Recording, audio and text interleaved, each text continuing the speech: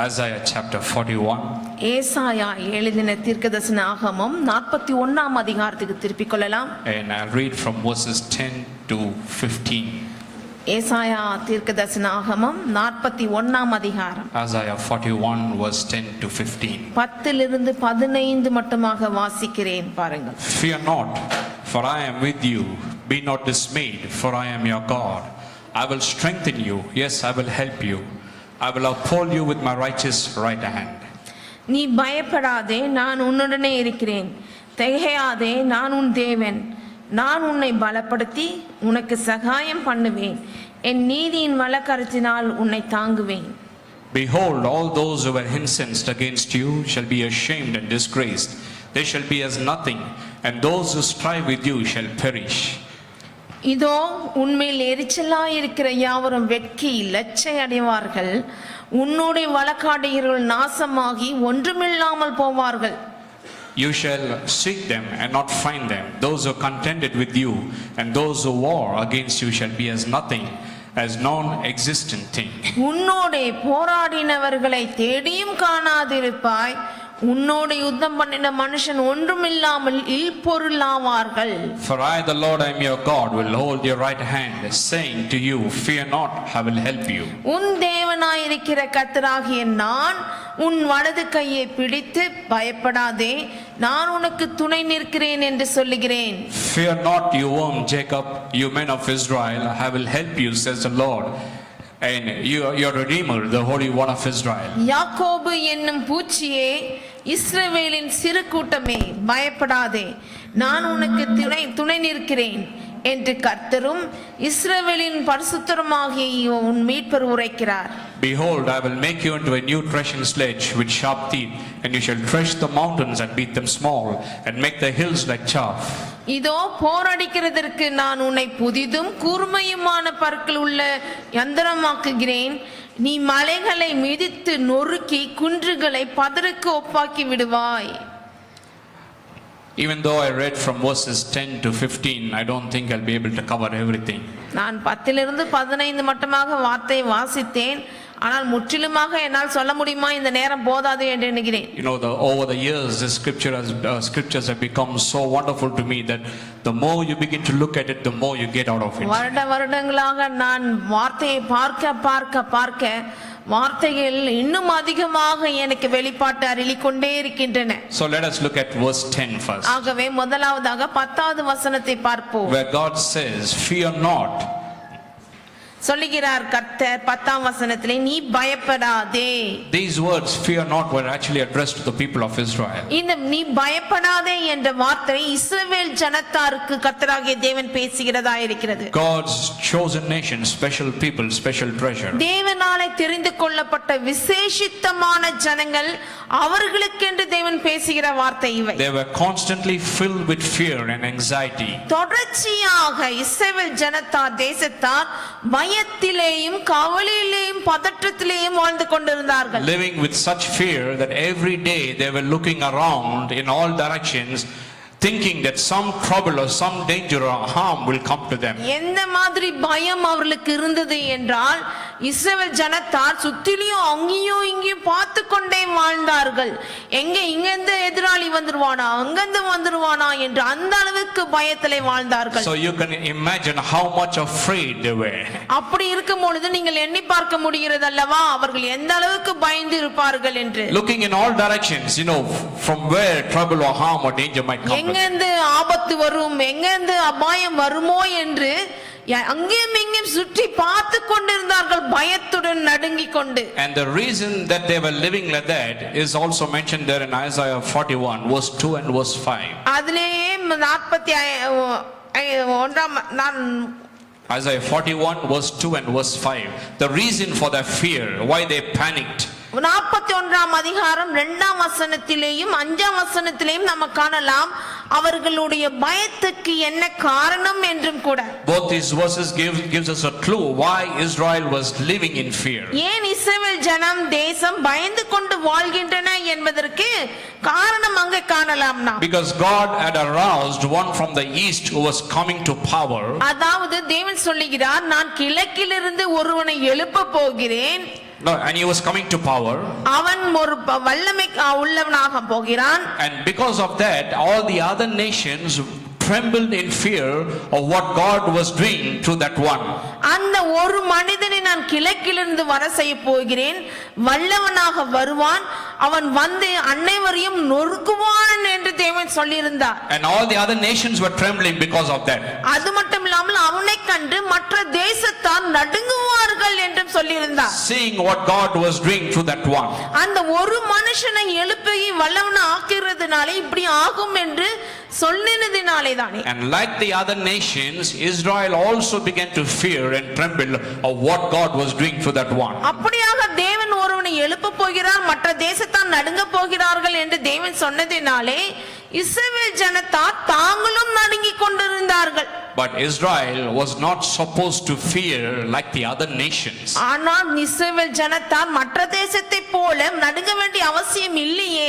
And by not fearing, they were to show that they were a distinct nation from the other nations. அவர்கள் பயப்படாமல் மற்ற தேசம் தான் நடுங்கிட்டு இருக்குதுன்னா இவங்க ஏன் பயப்பட வேண்டும்? இவர்கள் பயப்படாமல் தைரியமாக இருக்க வேண்டும் அல்லவா? There was no reason for her to fear. She should not have been afraid. இந்த இஸ்ரவேல் ஜனத்தாருக்கு பயப்படுறதுக்கு காரணமே இல்லை, ஆனாலும் இவர்கள் பயந்து நடுங்கி கொண்டிருந்தார்கள். Because she was called and chosen by God, Israel is the seed of Abraham.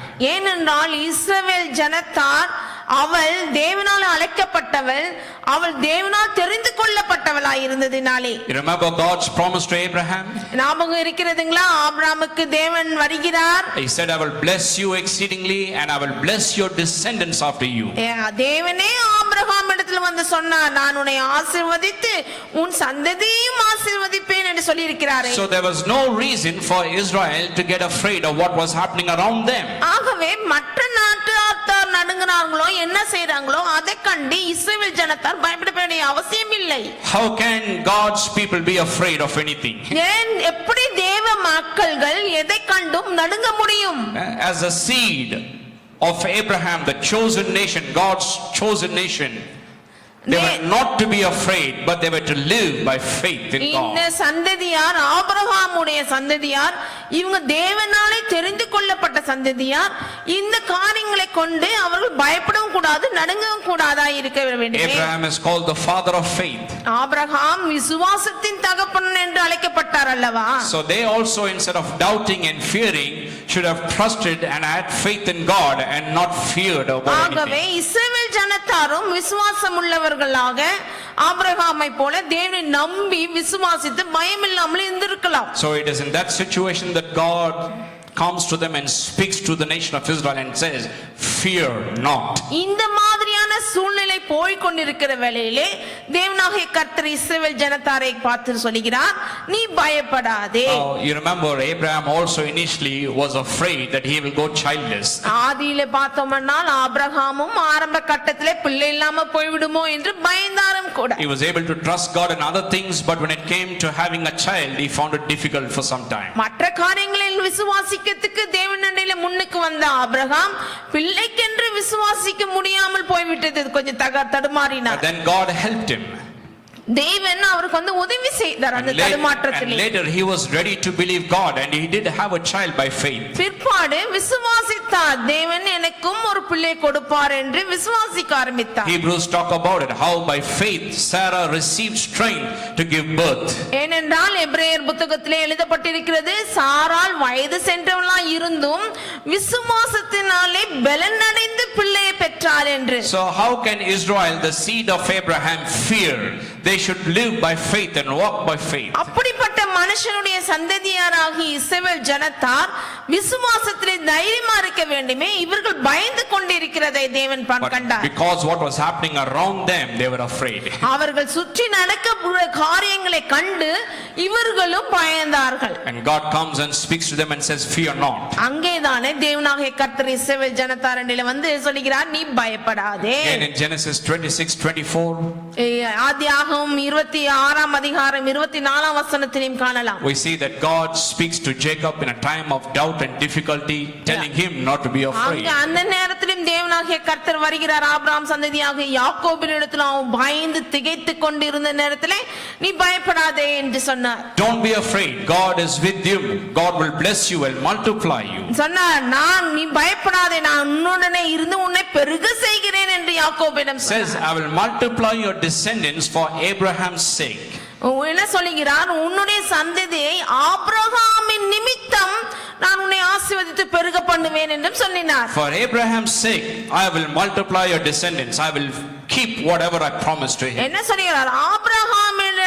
Abraham நிமித்தமாக யாக்கோபே நான் உன்னுடைய சந்ததியையும் ஆசீர்வதித்து உன்னை பெருக பண்ணுவேன். That is exactly what is happening here in Isaiah 41 verse 10. அதே காரியம் தான் இங்க ஏசாயா 41:10 இஸ்ரவேல் ஜனத்தாருக்கும் நடந்து கொண்டிருக்கிறது. God is speaking to the nation of Israel, telling her not to fear because she is the seed of Abraham. இவள் இஸ்ரவேல் ஜனத்தால் இவள் ஆபிரகாமுடைய சந்ததியா இருக்கிறதுனாலே நீ ஏன் பயப்படுகிறாய் என்று சொல்லுகிறார் தேவன். And no matter what happens around her, God will be with her. என்ன காண்பிக்கிறார்?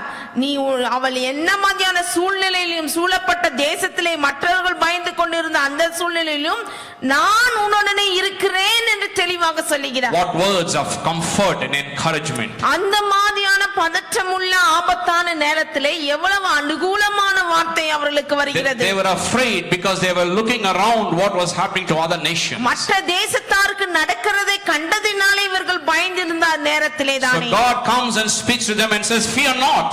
கர்த்தராகிய தேவனே சொல்லுகிறார், நீ பயப்படாதே. Don't fear because you are the seed of Abraham. You are a called and chosen nation. என்ன சொல்லுகிறார்? நீ ஆபிரகாமுடைய சந்ததியாச்சே, நீ தெரிந்து கொள்ளப்பட்ட தேசமாச்சே, நீ ஏன் பயப்படுகிறாய் என்று சொல்லுகிறார். And God wants them to know that no matter what happens around them, He is with them, and that's the reason they should not fear.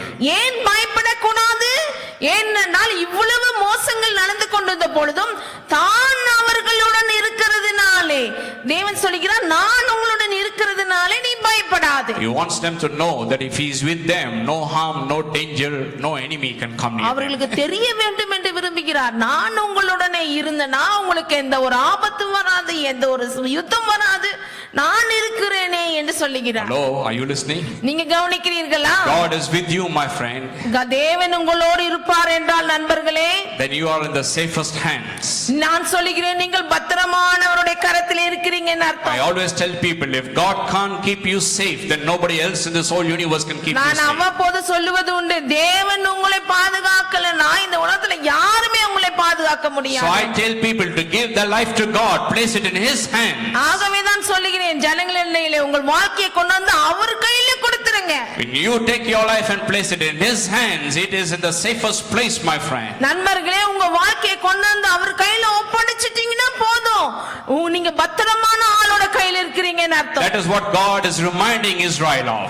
அதே தானே இஸ்ரவேல் ஜனத்தாருக்கு தேவன் ஞாபகப்படுத்துகிறார். Why are you getting afraid looking around what is happening around you? I am with you, and as long as I am with you, no harm, no danger, no enemy, nothing can come near you. மற்றவங்க பயந்துட்டு போட்டோம், இஸ்ரவேலே நீ பயப்படாதே, நான் உன்னுடனே இருக்கிறேன், உங்களுக்கு பங்காக இருக்கிறதுனாலே உங்களுக்கு எந்த ஒரு சேதம் வராது. And then he goes on to assure them, and he tells them three things that he will do for them. பிற்பாடு அவர்களுக்கு மூன்று காரியங்களை வாக்காக சொல்லுகிறார், செய்ய போகிறேன் என்று. The same verse 10. இங்கே 10ஆம் வசனத்திலே அந்த காரியங்களை பார்க்கலாம். அதே வசனத்திலே first he tells them that he will give them strength to overcome. சொல்லுகிறார், முதல்ல உங்களுக்கு பலன் அளிப்பேன், அவர்கள் பலப்படுத்துவேன் என்று சொல்லுகிறார். You know, when you get afraid, you feel very weak. நீங்கள் பயப்படும் பொழுது பலனற்றவர்களாக உணர்வீர்கள் அல்லவா? You feel helpless, hopeless. பயம் வந்துச்சுனாலே போச்சு, பயம் பலன் இல்லாமல் நம்பிக்கையற்றவர்களாக இருப்பீர்கள். So the first thing God says, I will give you strength. ஆகவேதான் முதல்ல சொல்லுகிறார், பயப்படாதேன்னு சொல்லிட்ட பிறகு சொல்லுகிறார், நானே உன்னை பலப்படுத்துகிறேன். Second thing is, இரண்டாவது காரியம் சொல்லுகிறார், whenever Israel is in need, God says, I will be present there. I will help you. I will come to your aid. என்ன சொல்லுகிறார்? அடுத்ததாக, உனக்கு என்ன உதவி வேணும்னாலும் நான் சகாயம் பண்ணுவேன். What more than this? இதை விட என்ன வேண்டும் பாருங்கள். Says, I'll give you strength. உன்னை பலப்படுத்தி, if you have any need, any help, I will be there. உனக்கு உதவி வேண்டுமென்றால் உனக்கு சகாயம் பண்ணுவேன். Thirdly, he says மூன்றாவதாக சொல்லுகிறார், that he will uphold, protect and sustain them by his power and might. சொல்லுகிறார், நான் என் நீதியின் வலது கரத்தினால் உன்னை தாங்குவேன், உங்களை பாதுகாப்பேன், உங்களை பராமரிப்பேன் என்று. God is saying, I will uphold you. தாங்குவேன், எவ்வளவு அருமையான. I will protect you. உங்களை பாதுகாப்பேன், Sustain you. உங்களை பராமரிப்பேன். I mean, what precious words of comfort in the time when they are afraid. அவர்கள் பயந்து கொண்டிருந்த சூழ்நிலையிலே ஆறுதலான வார்த்தைகளை தேவனாய் கர்த்தர் வந்து பேசுகிறார். Now these words were spoken to the nation of Israel. இந்த வார்த்தைகள் இஸ்ரவேல் ஜனத்தாருக்கு என்று பேசப்பட்ட வார்த்தை. But I want you to understand, these words are not just for the nation of Israel or the people of Israel. அந்த காலகட்டத்திலே தேவனாகிய கர்த்தர் அவர்களுக்கு பேசின வார்த்தை, ஆனால் அவர்களுக்கு மாத்திரம் தான் இந்த வசனம் என்று எண்ணக்கூடாது. I always say God's word is for all times, all people, everywhere. நான் எப்போதுமே சொல்வது உண்டு, தேவனுடைய வார்த்தை எப்பொழுதுமே எல்லா ஜனத்துக்கும் எல்லா காலகட்டத்துக்கும் பொருந்தும் என்று. Because some people think if God has spoken something to Israel, that is only for Israel, nothing for us in that. ஏன்னா திடீர்னு இஸ்ரவேல்னு சொல்லிடுறாரு, அப்போ இஸ்ரவேல் ஜனத்தாருக்கு தான் பேசி நமக்கு இல்லன்னு சில பேர் எண்ணுகிறார்கள் பாருங்க. No my friend, if these words were spoken and addressed only to the nation of Israel, then tonight I should have been preaching in Israel, or I should have been preaching to Israelites here. இங்க இஸ்ரவேல் ஜனத்தாருக்காக பேசப்பட்டதுதான். இஸ்ரவேல் ஜனத்தார் இங்க இருக்கறாங்க, நான் பேச முடியும் அவங்க கிட்ட இல்ல. If these words were only addressed to the nation of Israel, then I should have been in Israel tonight preaching there. இஸ்ரவேல் ஜனத்தாருக்கு மட்டும் இந்த வசனத்தை பேசியிருந்தார் என்றால் நான் இப்பயே போய் அங்க இஸ்ரவேல் ஜனத்தார்கிட்ட பேசி இருக்கணும் இந்த வசனத்தை. அங்க இருந்திருக்கணும் இன்னைக்கு நைட். இங்க கிடையாது, பெங்களூர்ல கிடையாது, அங்க பிரசங்கம் பண்ணிரணும். If not, I should have been preaching here at least to Israelites, not to Christian people. இங்க சரி, இங்க தான் இந்த பிரசங்கம் பண்ணாலும் இஸ்ரவேல் ஜனத்தாருக்கு தானே பேசி இருக்கணும். But I want to show you that these words are not just addressed to them, but it is addressed to you and me today. God's word is alive and powerful and still speaks to you and me tonight, this evening here. இந்த வார்த்தை இஸ்ரவேல் ஜனத்தாருக்கு மட்டுமல்ல, நம்மளுக்கும் இன்னைக்கு பேசுகிறது. அவர் வார்த்தை வல்லமை உள்ளதாயும் ஜீவன் உள்ளதாயும் வருகிறது இப்பொழுதும் கூட. I want to show you tonight that just like the nation of Israel, there are many Christians living in fear every day. Unreasonable fear. இன்னைக்கும் இஸ்ரவேல் ஜனத்தாரை போல கிறிஸ்தவ ஜனங்கள், தேவனுடைய பிள்ளைகள் பயந்து கொண்டே இருக்கிறார்கள் அனுதினமும். Unreasonable fear. அதாவது ஒரு காரணமே இல்லாமல் பயம். Every one of us fears something in our lives. We are afraid of something. நாம் ஒவ்வொருவருமே ஒரு காரியத்திலாவது எந்த காரியத்திலாவது பயந்து கொண்டிருக்கிறோம். Just like Abraham, Isaac, Jacob. எப்படி ஆபிரகாம் ஒரு காரியத்தில் இருந்தாரோ, எப்படி யாக்கோபு ஒரு காரியத்தை குறித்து பயந்தாரோ, அதே மாதிரியாக they all feared something in their life. They had some fear in their life. வாழ்விலே ஏதோ ஒரு காரணத்தை வைத்துக்கொண்டு பயந்து கொண்டிருக்கிறார்கள். Even today we sometimes have fear. We fear something in our life. நாம் இந்த காலகட்டத்திலேயும் ஏதாவது குறித்து கொண்டு பயந்து கொண்டிருக்கிறோம். So today many Christian people, just like the nation of Israel, are living in constant unreasonable fear. ஆகவே இந்த காலகட்டத்தில் இஸ்ரவேல் ஜனத்தாயை போல கிறிஸ்தவ ஜனங்களும் பயந்து கொண்டிருக்கிறார்கள் ஏதாவது ஒரு காரியத்திலே. Fear of losing their jobs. என்னெல்லாம் பயம் பாருங்க கிறிஸ்தவ ஜனங்களுக்கு, தேவ பிள்ளைகளுக்கு வேலை போய்டுமோ. Just mentioning a few only. சிலது சொல்றோம் பாருங்க என்னெல்லாம் பயப்படுறாங்கன்னு. Fear of their business, they lose their business. வேலை போய்டுமோ, வியாபாரம் போய்டுமோ. Fear about financial debt. ஏதாவது கடங்கிட வந்துருமோ. Fear concerning a loved one. அதாவது நேசிக்கிறவர்கள் என்னை விட்டு போய் விடுவார்களோ பயம். Fear concerning a particular sickness. ஏதாவது சில வியாதி வந்த உடனே ஒரே பயம். Some are afraid of 2018. They're wondering what 2018 will bring. சில பேருக்கு பயம் பாருங்க 2018 எப்படி இருக்குமோ என்றெல்லாம். Probably they had a bad 2017. ஒருவேளை 2017 மோசமா இருந்ததனால அப்படி பயப்படுறாங்களோ என்னமோ தெரியல. So they are afraid of 2018. They're panicking before 2018. ஆகவே ஆரம்பம் முன்னாடியே 2018 பார்த்தோனே ஒரே பயம். You know how many Christians are fearing a nuclear war will break out any time? எத்தனை கிறிஸ்தவர்கள் பயப்படுறாங்க தெரியுமா? எங்க நியூக்ளியர் அணு ஆயுதம் வெடிக்க போகிறதோ எங்க பயப்படுறாங்க. Hello. கவனிக்கிறீங்களா? So many people are fearing, my friend. Nuclear பாம்புக்கு கிறிஸ்தவர்கள் அநேகர் பயப்படுறாங்க.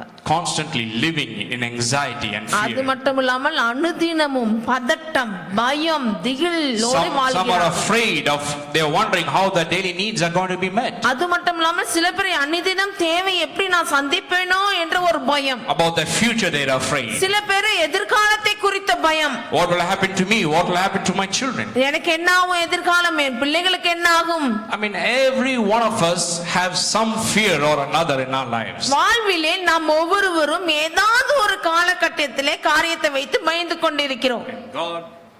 And God is speaking to you and me this evening, just like how He spoke to the nation of Israel. இஸ்ரவேல் ஜனத்தாருக்கு தேவன் பேசினாரே அதே வார்த்தையை கொண்டு இன்னைக்கு நம்மிடத்திலே பேசுகிறார். You know what He's saying? என்ன சொல்கிறார் தெரியுமா?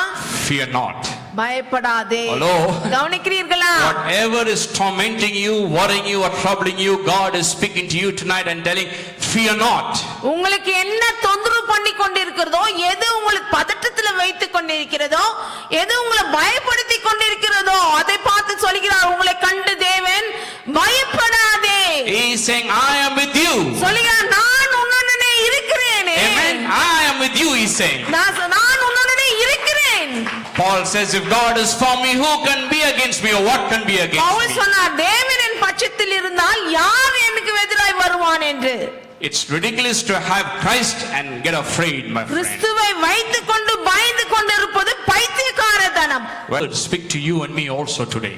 ஆகவே இந்த தேவ வார்த்தையானது இன்றைக்கு உங்களுக்கும் எனக்கும் பேசுகிறதா இருக்கிறது. Whatever it is that is causing you to fear and frightening you and terrorizing you, God is saying, don't fear, I am with you. உங்களுக்கு வந்து எதெல்லாம் பயப்படுத்தி உங்களை நடுங்க வச்சு பதற்றத்துக்குள்ள வைக்கதோ அதெல்லாம் பார்த்து தான் தேவன் சொல்கிறார், நீ பயப்படாதே, நான் உன்னுடனே இருக்கிறேன். No matter what happens around you, don't worry, don't fear, I am with you, he says. என்ன சொல்கிறார்? உன்னை சுற்றி இருக்கிற சூழ்நிலை எப்படி இருந்தாலும் பரவாயில்லை, நீ பயப்படாதே, நான் உன்னுடனே இருக்கிறேன் என்று. See, our God is a God who causes us to flourish even in times of famine. So don't look around.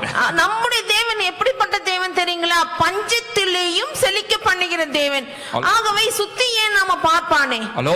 கவனிக்கிறீர்களா? So he's saying it doesn't matter what happens around you. ஆகவே உன்னை சுத்தில என்ன நடந்தாலும் உனக்கு என்ன பயப்படாதே. All around you can be lack and want and sickness and disease and famine, but you don't worry. As long as I am with you, you will flourish and thrive. உன்னை சுத்திலும் பஞ்சம் இருக்கட்டும், பட்டினி இருக்கட்டும், தீங்கு நினைக்கட்டும், ஒரு நோய் வரட்டும், ஒன்னண்டை இல்லை, நீ பயப்படாதே, அது உன்னை அணுகாது, ஏனென்றால் நான் உன்னுடனே இருக்கிறேன் என்று சொல்கிறார். And just like Israel, he says, I am with you and I will help you and strengthen you. You know why? Because like Israel, you and me also are God's chosen and special people. ஏன் பயப்படாதேன்னு இஸ்ரவேல் ஜனத்தாருக்கு சொன்ன தேவன் உங்களுக்கும் எனக்கும் இன்றைக்கு சொல்லுகிறார் என்றால், நாமளும் இஸ்ரவேல் ஜனத்தாரை போலதான் தெரிந்து கொள்ளப்பட்ட மக்கள் நாம். Just like how Israel was God's chosen people, special people, you and me, all believers today, are also God's chosen and special people. தேவனுடைய தெரிந்து கொள்ளப்பட்ட தேசமாக, ஜாதியாக இஸ்ரவேல் ஜனத்தார் இருக்கிறாங்க. அதே மாதிரியாக தான் நாமளும் தேவனாலே தெரிந்து கொள்ளப்பட்ட ஜாதியா இருக்கிறோம் நாம். In 1 Peter 2:9.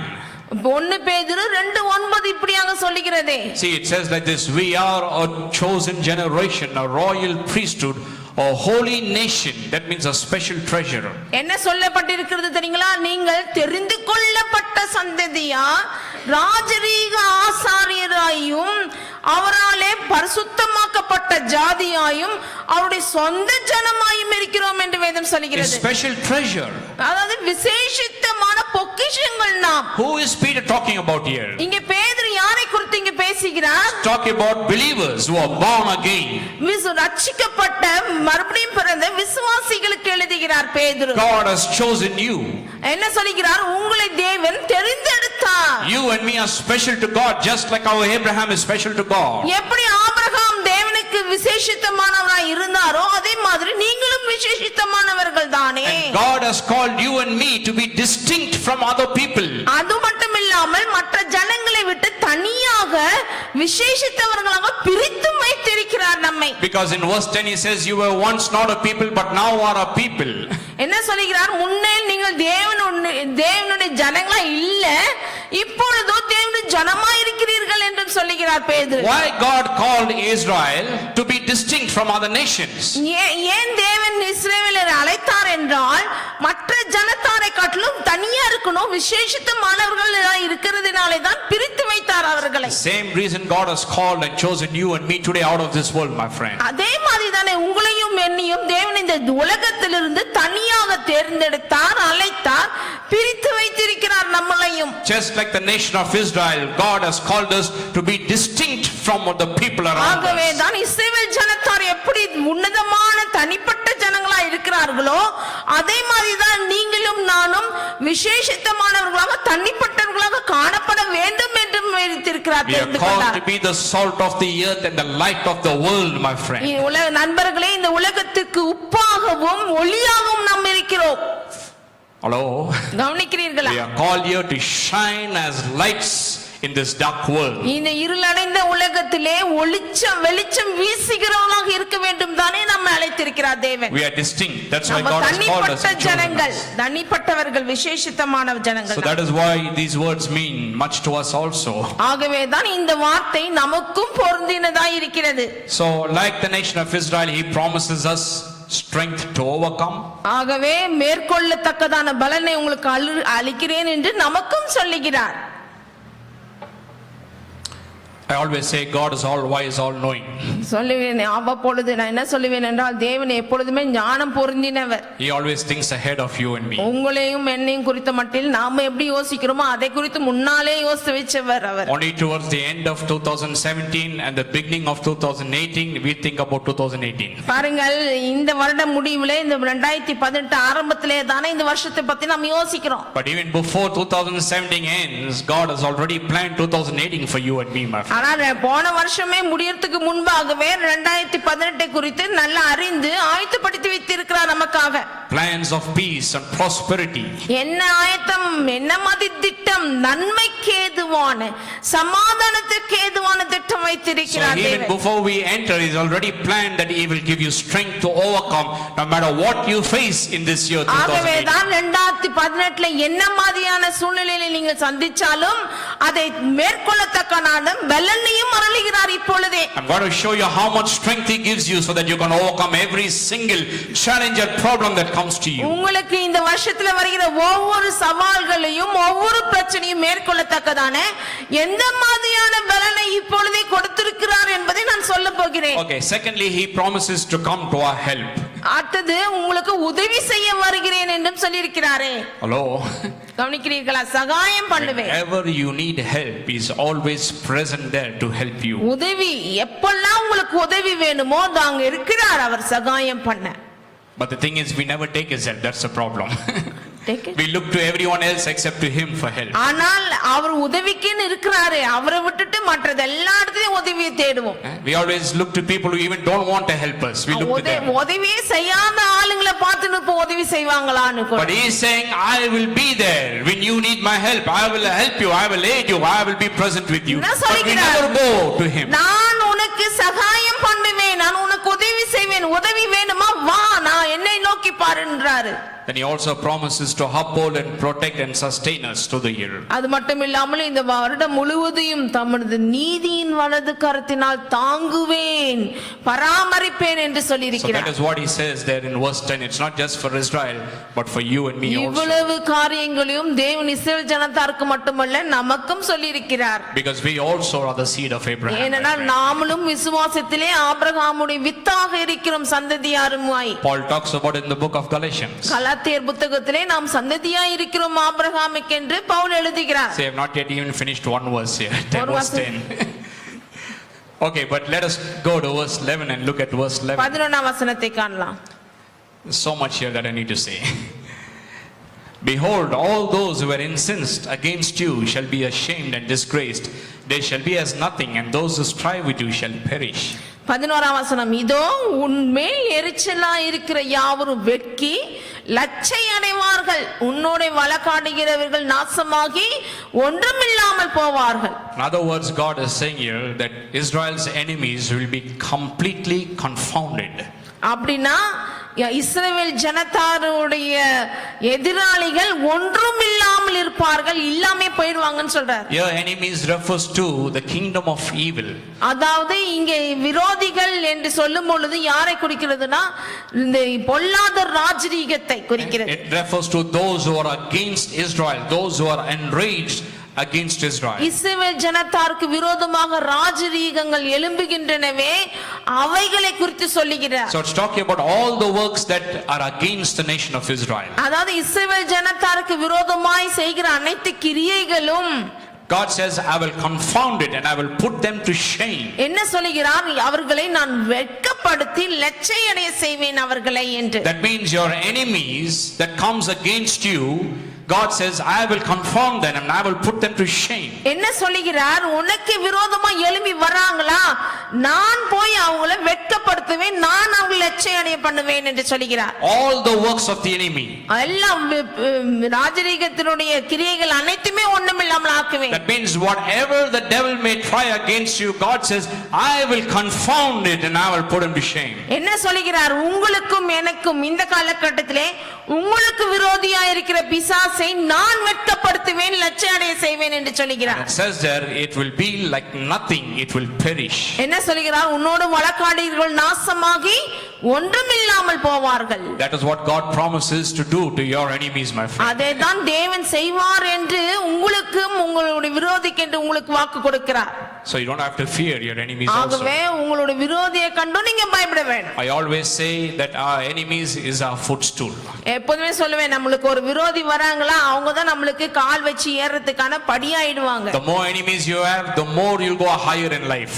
எவ்வளவுக்கு எவ்வளவு விரோதிங்க வராங்களோ அந்த அளவுக்கு நீங்க கால் வச்சு மேல் மேல் படி ஏறி போயினே இருப்பீங்க. You know one great man of God, ஒரு ஊழியக்காரர் சொன்னாரு, when he wrote a book, ஒரு புத்தகத்தை எழுதும் பொழுது he dedicated it to all his enemies. என்ன எழுதும் பொழுது அந்த டெடிகேட் பண்ணார், அந்த புத்தகத்தை என்னுடைய விரோதிகளுக்காக நான் டெடிகேட் பண்றேன். He thanked all his enemies. அந்த புத்தகத்துல எல்லா விரோதிக்கும் தேங்க்ஸ் சொல்லி இருக்கிறார். Wasn't for the enemies, he would not have grown so great. என்ன சொல்கிறார்? நீங்க எல்லாம் விரோதிங்க இல்லன்னா நான் இந்த அளவுக்கு உயரம் வளர்ந்திருக்க முடியாது ஆண்டவருக்குள்ள. So don't get afraid about your enemies. ஆகவே விரோதிகளை கண்டு நம்ம பயப்படக்கூடாது.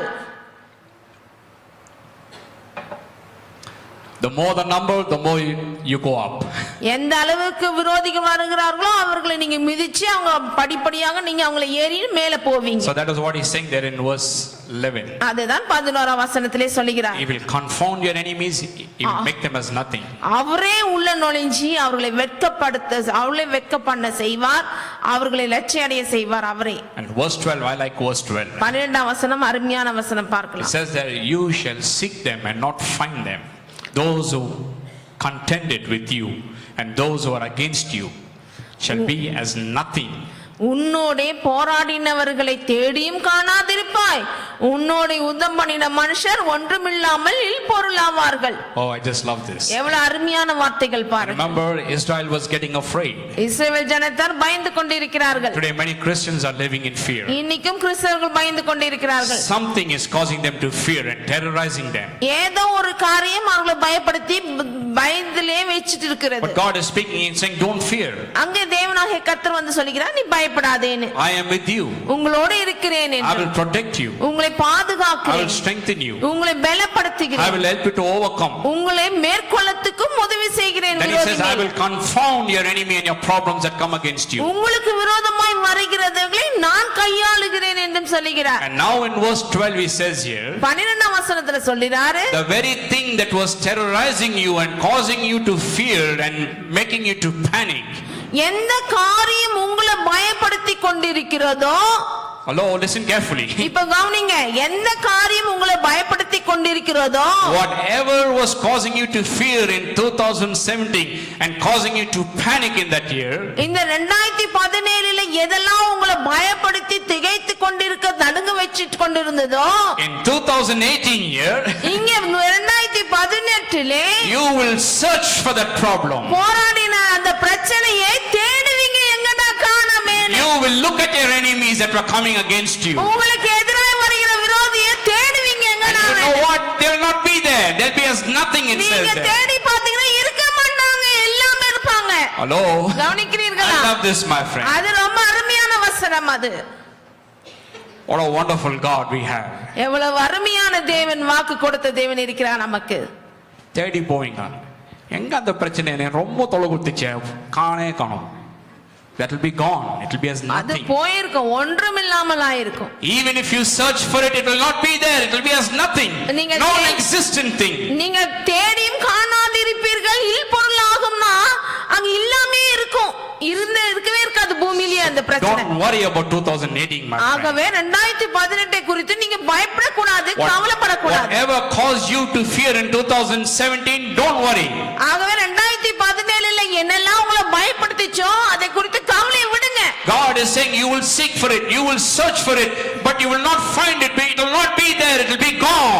இப்பொழுது நீங்க தேடி பாப்பீங்க அந்த பிரச்சனையை. அந்த பிரச்சனையே இல்லாம மறைஞ்சிருக்கும், உலகத்துல இல்லாம இருந்திருக்கும், அது போயிடும். Then he says there it will be as nothing. That word nothing in the Hebrew, it's totally different. In the English, it doesn't come out so good, but in the Hebrew it's very nice. இல் பொருள் ஆவார்கள் என்று தமிழ்ல ரொம்ப தெளிவா இருக்குது, கிரேக்க மொழியிலயும் அருமையா வந்திருக்குது. The actual meaning of picture in the Hebrew of nothing refers to the bottom of the foot.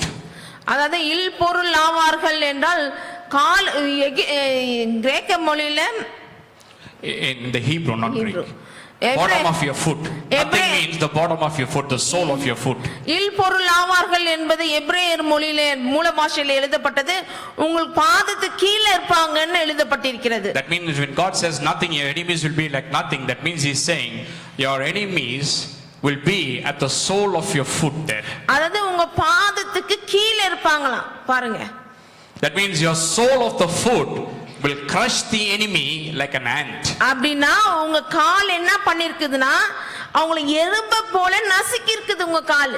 Hello, அப்பதானே எறும்பு பார்த்து யாரா பயப்படுறாங்களா? இருக்குறாங்களா யாராவது எறும்பு பார்த்து? No. Nobody is afraid of an ant. எறும்பை பார்த்து யாருமே பயப்பட மாட்டாங்க, சின்ன பிள்ளைங்க. You just step on it, it's nothing to you. அதாவது அப்படியே நடந்துட்டு போயிடலாம் காலை மேல வச்சிட்டு. And that is what it comes out in Hebrew. Your enemies will be crushed like an ant before you. எபிரேய மொழியில அப்படிதான் எழுதப்பட்டிருக்கிறது. உங்க காலடியில ஒன்றுமில்லாமல் இல் பொருள் ஆவார்கள், எறும்பை போல மறைஞ்சே போயிடுவாங்க, இருக்கவே மாட்டாங்க. Don't worry about your problems that you'll encounter, my friend. ஆகவே நீங்கள் சந்திக்கிற பிரச்சனையை குறித்து கவலைப்பட்டு நிற்க கூடாது. They are like ants. அவங்க எல்லாம் எறும்பு மாதிரி. Hello, கவனிக்கிறீர்களா? just step on them, crush them. அவங்க மேல என்ன செய்யணும்? காலை வைக்கணும், நசுக்கிட்டு போயினே இருக்கணும். But you need to read the verse correctly there and understand it correctly there. அத நல்லா புரிஞ்சுக்கணும்னா சரியா வாசிக்கணும். God is not saying that you don't have enemies. அதாவது தேவனாகிய கர்த்தர் உங்களுக்கு விரோதியே இல்லைன்னு சொல்லல. That is not Bible teaching. அது வேதாகம போதனையே கிடையாது. No, he is saying you have enemies. என்ன சொல்கிறார்? உனக்கு ஒரு விரோதி இருக்கிறான். He's not even saying that the enemies are not real, you are imagining. No, he's not saying that. அதுவும் இல்லாம நீ விரோதியை கற்பனை பண்ணி நிக்கிற விரோதி எல்லாம் இல்லைன்னு சொல்ல வரல தேவனாகிய கர்த்தர். Yes, you have enemies. என்ன சொல்கிறார் தெளிவாக? உனக்கு விரோதி இருக்கிறான். Yes, they are out there. ஆம், வெளியில இருக்கிறான். But now listen carefully. இப்பொழுது கேளுங்கள் என்ன சொல்கிறார். But ஆனால் it doesn't matter how many enemies you have. எவ்வளவு விரோதிங்க இருந்தாலும் கூட, doesn't matter if they are out there. அங்க வெளியில இருந்தாலும் பரவாயில்ல. But ஆனால் they are at such a distance that it really does not matter to you. அவங்க பண்ற தொந்தரவு உங்களுக்கு என்ன இப்ப ஆச்சு? ஏன் உங்களுக்கு என்ன பிரச்சனை அவன் பண்றது? ஹலோ, அவன் தூரத்துல தானே இருக்கிறான். enemies are there. விரோதி இருக்கிறான். But the thing is they are very far away from you. So it doesn't matter. Why are you getting afraid? விரோதின்னு ஒருத்தர் இருக்கிறான், அவன் தூரத்துல இருக்கிறான், உங்களை விட்டு வெளியில இருக்கிறான். அவன் என்ன பிரச்சனை பண்ணிட்டு இருந்தா உங்களுக்கு என்ன? Unreasonable fear. அது காரணம் இல்லாத பயந்துட்டு இருந்தீங்கன்னா அப்ப நாம என்ன பண்றது? Israel was looking at the other nations and they were getting afraid. இஸ்ரவேல் ஜனத்தான் மற்ற தேசத்துக்கு நடக்கிறத பார்த்து இவங்க பயப்படுறாங்க. You are looking at what's happening around you and you are getting afraid. நீங்க சுத்தில நடக்கிறத பார்த்து நீங்க பயந்துட்டு இருக்கீங்க. So God is saying, why are you afraid of your enemies? தேவனாகிய கர்த்தர் சொல்கிறார், அத குறித்து நீ உனக்கு ஏன்பா பயம்? Yes, we have enemies. ஆம், விரோதி இருக்கிறான் தான். They are far off, they are real.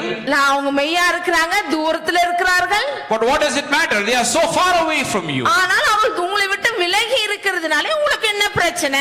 So why are you afraid? ஏன் பயப்படுகிறீர்கள்? Why are you terrorized by ஏன் அவர்களாலே அச்சுறுத்தப்பட்டு விடுகிறீர்கள் உங்களை?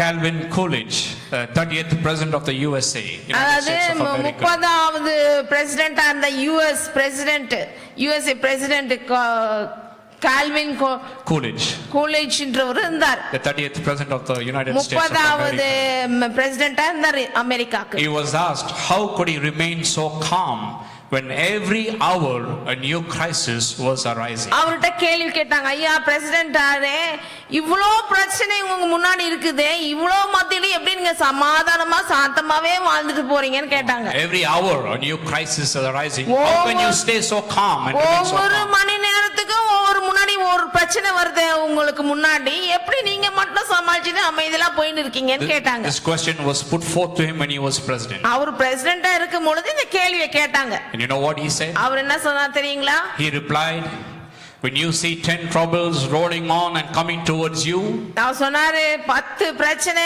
முன்னாடி உருண்டு வந்துச்சுனா you just stand, நான் அப்படியே நிப்பேன், and by the time they reach you, அது என்கிட்ட வந்து சேரத்துக்குள்ள 9 of them will fall into a ditch. அது 9 அதுக்குள்ள டிச்சில விழுந்துரும் போயிடும் முக்காவாசி. எதுக்கு பயப்படுறீங்க? நீங்க பயப்படுறீங்க. By the time it comes to you, 9 out of the 10 troubles will fall into a ditch. 10 பிரச்சனை வந்துச்சுனா அது என்கிட்ட நெருங்கத்துக்குள்ள 9 குழியில விழுந்து கிடக்கும். And then he said, அப்புறம் சொல்றாரு, if one comes near you, அப்படியே மிஞ்சி ஒரு பிரச்சனை என்கிட்ட வந்துச்சுனா அதே வர முடியாது. That's why he's saying if அப்படி வந்தா, அப்படி வந்துச்சுனா ஒன்னு மட்டும் எழுந்து உலாம வந்துருச்சுனா, பிரச்சனை வந்தா என்ன பண்றது? காலத்துக்கு மேல வை. Hello, கவனிக்கிறீர்களா? Just take your leg and crush it like you crush an ant, my friend. எருமை போல அந்த பிரச்சனை மேல காலை தூக்கி வைக்க வேண்டியதுதானே வேலை. That is what he's saying here. அதை தான் நீங்க சொல்லி கொடுக்கிறார் தேவனாகிய கர்த்தர். Your enemies will be as nothing. That means they will be like ants. You just have to stamp on them and crush them. அதாவது அவங்க இருக்கிற இடமே இல்லாம ஒண்ணும் இல்லாம இல்பொருள் ஆவார்கள்னா, நீங்க எறும்பு மேல கால் வச்சு மிதிச்சிட்டீங்கன்னா நீ நசுக்கிட்ட பிறகு பாத்தீங்கன்னா தேடணும், அது இல்பொருள் ஆயிடும். Then verse, I'm just skipping a lot of things. Maybe next year we'll continue from this. Then verse 13 it says, for I, 13ஆம் வசனத்துல பார்க்கலாம். in other words, God is saying the very thing that seems to terrorize you and frighten you and cause you to fear will be as a non-existing thing. It will not be there at all in your life. என்ன சொல்லுகிறார் பாருங்க, இந்த வரைக்கும் அந்த உங்களுக்கு விரோதமா வந்தவங்களும் சரி பிரச்சனையும் சரி அந்த பொருளாவே இல்லாம இருப்பாங்க, உலகத்துல இருக்கவே மாட்டாங்க பொருளாக. That particular problem that was frightening you and terrorizing you, உங்களை பயப்படுத்தி திகில் கொடுத்துட்டீச்சே அந்த பிரச்சனை. know what God is saying? God is saying that he is going to limit its power towards you. என்ன சொல்லுகிறார்? உங்க பக்கத்திலே அதோடைய வல்லமை ஒண்ணுமே இல்லாம பண்ணிடுவேன் நான் என்றார். Amen. Amen. God will limit its power so that it is powerless when it comes to you. அது உங்ககிட்ட வரத்துக்குள்ள தேவனாகிய கர்த்தர் அதோட வல்லமை ஒண்ணுமில்லாம ஆக்கிடுவாரு. அது உங்ககிட்ட வரும்பொழுது வெறும் எறும்பா தான் வந்து நிக்கும். Verse 13. 13ஆம் வசனம். For I the Lord your God will hold your right hand, saying to you, fear not, I will help you. உன் தேவனாய் இருக்கிற கர்த்தராகிய நான் உன் வலது கையை பிடித்து பயப்படாதே, நான் உனக்கு துணை நிற்கிறேன் என்று சொல்லுகிறேன். Verse 13 gives us the reason of why we can trust what God says in verse 11 and 12. 11ஆம் வசனத்திலே 12ஆம் வசனத்திலே சொல்லி இருக்கிறாரே, அதை ஏன் நான் நம்பணும்ன்றதுக்கு இங்க பதில் சொல்லுகிறார். And he says, I will help you. In other words, he's reminding Israel that he is the God who helped them in the past. அதாவது என்ன ஞாபகப்படுத்துகிறார் இஸ்ரவேல் ஜனத்தாருக்கு, கடந்த காலத்திலே நான் உங்களுக்கு உதவி செய்தேனே என்றார். The one who's promising help now is the one who already helped them before. அதாவது உனக்கு உதவி செய்கிறேன் என்று வாக்கு பண்ணுகிறவர் ஏற்கனவே உனக்கு உதவி செய்தவர் தானே. If somebody has helped you a lot in the past, கடந்த காலத்திலே உங்களுக்கு अनेक உதவிகள் ஒருத்தர் செய்திருப்பார் என்றால், done a lot for you. If somebody has done a lot for you, helped you, உங்களுக்காக ஒருத்தர் अनेक உதவிகள் செய்திருப்பார் என்றால், and if that person comes to you and say, well, I will help you again, அந்த நபர் வந்து திருப்பி உங்களுக்கு உதவி செய்றேன்னு சொல்லும் பொழுது, will you trust that person or அத not? நம்புவீங்களா நம்ப மாட்டீங்களா? Yes, you will trust that person. நம்புவோம் இல்லையா? Because you know that person has already been helping you. ஏனென்றால் இந்த நபர் தான் எத்தனை முறை நமக்கு உதவி செஞ்சிருக்கிறாரே. And that is what God is telling Israel and reminding Israel. I help you means he's telling them, I helped you in the past, therefore I will help you now also. அதேதான் இஸ்ரவேல் ஜனத்தாருக்கு சொல்றார், கடந்த காலத்திலே நான் உங்களோட உதவி செஞ்சேன், இப்பொழுது வந்து உங்களுக்கு உதவி செய்கிறேன். Then we have verse 14, verse 15, verse 16. இன்னும் இருக்குது பாருங்க 14, 15, 16லாம். If I start preaching from that, it will go on. So I just say one thing from this verse and I'll close here. And maybe if God willing, we'll continue next year. இந்த வசனங்கள் இருக்கிற ஒரு காரியத்தை மட்டும் சொல்லிட்டு போயிரேன், நேரம் இல்ல, முடிஞ்ச அடுத்த வருஷம் தொடர்ந்து Just a gist of verse 14 and 15. 14, 15 வசனத்தினுடைய ஒரே ஒரு காரியத்தை சொல்லுகிறேன். It says there in verse 14, uses the word worm, you Jacob a worm. That means he's saying you look so miserable, so feeble, so weak, you feel like a worm, helpless concerning this problem. என்ன சொல்லுகிறார்? யாக்கோபு என்னும் பூச்சியே, இஸ்ரவேலின் சிறு கூட்டமே, அதாவது இந்த பிரச்சனையை பார்த்துட்டு நீ உன்னை பூச்சியாயும் ஒரு சிறு கூட்டமாய் நீ எண்ணி நிற்கிறியான்றார். You feel like a worm when compared to the problem. பிரச்சனையை பார்த்துட்டு நீ உன்னை பூச்சி என்று உணர்கிறாயோ? That means so helpless. அவ்வளவு உதவியற்றவனாக எண்ணுகிறாயோ? You feel like that. அப்படியாக உணர்வாயோ? But you know what God says? என்ன சொல்கிறார் தெரியுங்களா? He says, I will turn you into a threshing sledge. நான் உன்னை போரடிக்கிறதற்கு நான் உன்னை புதிதான கூர்மையுமான பற்கள் உள்ள யந்திரமாக்குகிறேன். Hello. கவனிக்கிறீர்களா வசனத்தை? From a worm to a threshing sledge, my friend. பூச்சி சிறு கூட்டத்திலிருந்து அவங்களை எப்படி மாற்றுகிறாராம்? போரடிக்கிற யந்திரமாக மாற்றுகிறார். In other words, he's saying you feel so weak, you feel so helpless, so hopeless in even facing the problems. Don't worry, I will clothe you with might and power that you will become like a threshing sledge. என்ன சொல்லுகிறார்? இந்த பிரச்சனையை பார்த்துட்டு உதவி இல்ல, பலன் இல்ல நீங்க நினைக்கிறீங்களா? உங்களை நான் எடுக்கிறேன், இப்பொழுது உங்களை போரடிக்கிற பற்கள் கூர்மையுமான யுத்த யந்திரமாக்குகிறேன் என்று சொல்கிறார். You know, I use the modern word JCB machine. அதாவது JCB மிஷின் போல இந்த காலத்துல சொல்லணும்னா, not even bulldozer, JCB machine. அதாவது அந்த வருது இல்லீங்களா JCB மிஷின், அந்த வண்டி அந்த மாதிரியாக. It just demolishes everything that comes before. அதுக்கு முன்னாடி இருக்கிற எல்லாத்தையும் உடைச்சிட்டு போகும். It has a hand like that with teeth and it demolishes. அதுக்கு பெரிய ஒரு யந்திரம் இருக்கு, அது பல்லு மாதிரி இருக்கும் பாருங்க அதோடைய கரம். God is saying you feel like a worm, well I'll clothe you with my power and my might and you become like a JCB machine. என்ன சொல்கிறார்? நீ உன்னை பலவீனமாயும் பூச்சியாயும் சிறுமையாய் எண்ணி நிற்கிறாயா? உன்னை என் பலத்தினாலே உன்னை தரிப்பிக்கிறேன், நீ JCB மிஷினை போல மாறுவாய் என்று சொல்கிறார். With sharp teeth. ரொம்ப கூர்மையான பற்களை உடைய யந்திரம். So what you will do after that? அதுக்கு அப்புறம் என்ன செய்வீங்க? Verse 15. 15. Behold, I will make you into a new threshing sledge with a sharp teeth, and you shall thresh the mountains and beat them small, and make the hills like chaff, and shall winnow them. அந்த மாதிரி யந்திரமாக்கிட்ட பிறகு நீங்க என்ன செய்வீங்க? நீங்க மலைகளை மிதித்து நொறுக்கி குன்றுகளை பதருக்கு ஒப்பாக்கி விடுவாய். Hello. கவனிக்கிறீர்களா? எறும்பு மலையே பார்த்து நடக்குவோம். Are you listening, my friend? கவனிக்கிறீர்களா நண்பர்களே? எறும்பு என்ன? மலைகளையே சொல்லிட்டார் தேவன். God is saying, I will clothe you with such might and power that you will move mountains, you will thresh the mountains, you will beat the mountains and make them small, and you will winnow the hills. என்ன சொல்லுகிறார்? எறும்பை என்ன மிதிப்பீங்க? நான் உங்களை போடுற அந்த பலத்தினால இடை கட்டுறதுனால, அந்த பலத்தை உங்கள் மேல தரிப்பிக்கிறதுனாலையும் உங்கள் பல்லு கூர்மையாய் யந்திரமாயி மலைகளையும் குன்றுகளையும் பதறாக்கி போடுவீர்கள் என்று சொல்லுகிறார். What is that to fear in 2018? இப்படி இருக்கும் பொழுது நாம் ஏன் 2018 குறித்து பயப்பட வேண்டும்? Nothing, my friend. ஒண்ணும் பயப்பட வேண்டாம். Why? ஏன்? God is with us. தேவன் நம்மோடு இருக்கிறார். Amen. Amen. That makes all the difference. அதுதானே வித்தியாசத்தை Don't உருவாக்குகிறது. look around the world. ஆகவே சுத்தி உலகத்தெல்லாம் பார்த்து அதை பார்த்து பயப்பட கூடாது. இவங்க ஒண்ணுமில்லாம போறாங்க, அவங்க ஒண்ணுமில்லாம போறாங்க. Don't worry about what happens around you. உங்களை சுத்தி என்ன நடக்கிறது என்பதை குறித்து நீங்க கவலைப்படாதீங்க. Everybody around you is collapsing.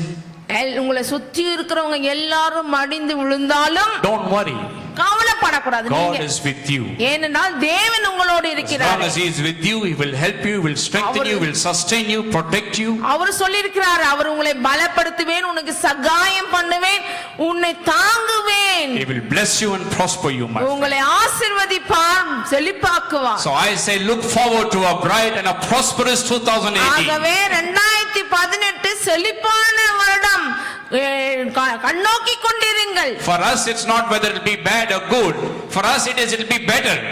இது வருஷம் நல்லதோ கெட்டதோ கிடையாது, நமக்கு எப்படி இது சிறந்ததா என்பதுதான். I look at it as how much more better is it going to be for me? எனக்கு நான் எப்படி பார்ப்பேன், இது எந்த அளவுக்கு சிறந்ததா இருக்கும் எனக்கு என்று தானே பார்ப்பேன். Because God is with me. ஏனென்றால் தேவன் என்னோடு இருக்கிறது. நான் Also so with you.